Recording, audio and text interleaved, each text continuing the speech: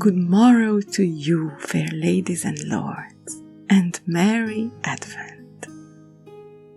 I am beside myself with excitement for this year's Advent calendar here at the Ritual of Reading, since this will be a completely novel experience for our traditional month of celebrations.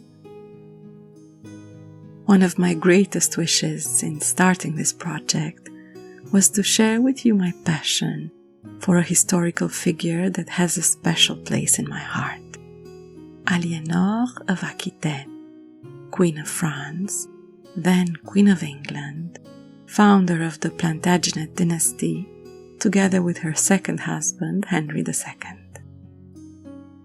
Her story is Europe's story in the 12th century, made of contrasts and hardships, austere beauty and mighty ideals.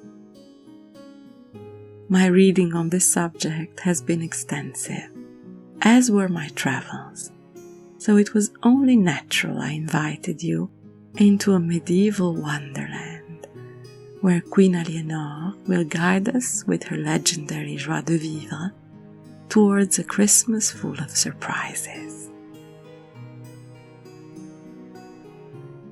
The Middle Ages have either been exaggerated in their cruelty by our Hollywood culture of the grotesque, or unjustly minimized as a buffer between the fascination of classical antiquity and the golden splendor of the Renaissance. Yet this 10 centuries period of European history holds many nuances that deserve our attention. From the 5th to the 15th century, the tribes left behind by the dissolution of the Roman Empire saw invasions from every direction, lived through wars and famines, pandemics and crusades, and still managed to invent things like eyeglasses, compasses and clocks, build castles and cathedrals like never before, seeing the beauty and bravery of the people during their short yet intense lifespan. Aliénor of Aquitaine, or Eleanor as she is sometimes called in English, was born in 1124 and died in 1204, which puts her right in the heart of the High Middle Ages, a time of great social and political changes. She was born in the Duchy of Aquitaine, today a region of France, which made her a serious contender for the role of wife to the Crown Prince of France. And through a series of quite unbelievable events that we shall speak of later on, after 14 years of being Queen of the Franks, she divorced, remarried the Duke of Anjou, who rapidly became King of England, and she his queen for more than 34 years. These two sides of the same coin are the reason we shall spend our medieval Advent calendar between France and England and get to know these two countries in their early days. And this all sounds fine and dandy, but what about Christmas? Especially since we've all heard that Christmas as we know it today wasn't really celebrated until the Victorian era.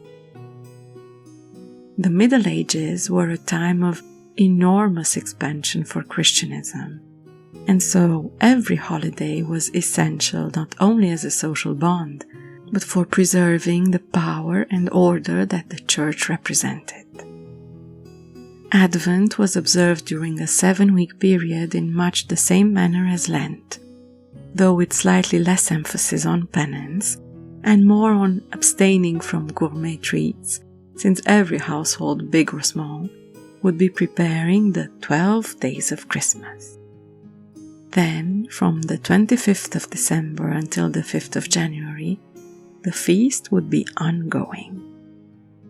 The 12 days of Christmas have maintained a certain fame for the English, whereas in France, although they existed just as well in the Middle Ages, their story has somewhat faded.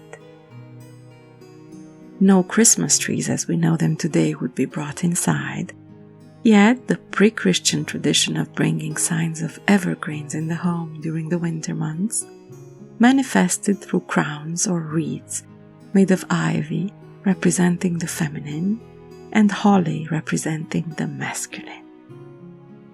My Advent wreath for this year gathers inspiration from the natural beauty of simple elements who accomplish the essential, keep the energy of nature alive in our mind as a symbol to admire every day.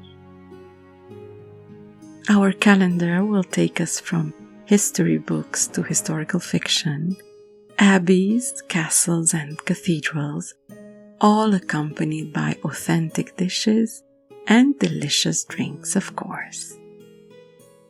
I'm so happy you're joining me for this Christmas adventure in time and space, and I cannot wait to see you back here tomorrow. Until then, happy Advent!